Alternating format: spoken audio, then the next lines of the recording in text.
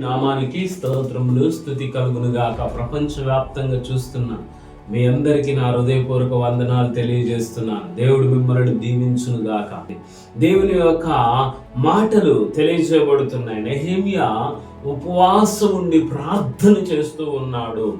నెహెమ్యా ఉపవాసం ఉండి ప్రార్థన చేస్తున్నాడు, కన్నీరు కారుస్తున్నాడు. నేను కూర్చొని ఏడ్చి కొన్ని దినములు దుఃఖముతో ఉపవాసం ఉండి ఆకాశమందలి దేవుని ఎదుట విజ్ఞాపన చేస్తున్నాను అని చెప్తున్నాడు. నెహెమ్యా ఏం చేస్తున్నాడయ్యా అంటే వేచి ప్రార్థన చేస్తున్నాడు, ఉపవాసం ఉండి ప్రార్థన చేస్తున్నాడు. ఎందుకు అనంటే ఆ యొక్క యెరూషలేము యొక్క ప్రజల కొరకు, వారి యొక్క తిరుగుబాటుల కొరకు ఆయన ఉపవాసం ఉండి ప్రార్థన చేస్తూ ఉన్నాడు, దుఃఖిస్తూ ఉన్నాడు అని చెప్పి దేవుని మాటలు తెలియజేయబడుతున్నాయి. ఈరోజు నీవు ఎటువంటి పరిస్థితిలో ఉన్నప్పటికి కానీ నీ ప్రార్థన దేవుడు వింటాడు.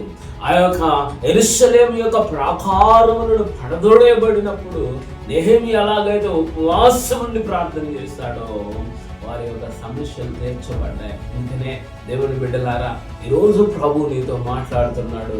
నీ దుఃఖాన్ని, నీ బాధను, నీ తిరుగుబాటుతనాన్ని తీసివేయడానికి దేవుడు సామర్థ్యుడు. దేవుడు నిన్ను దీవించును గాక. ఆమేన్. God bless you.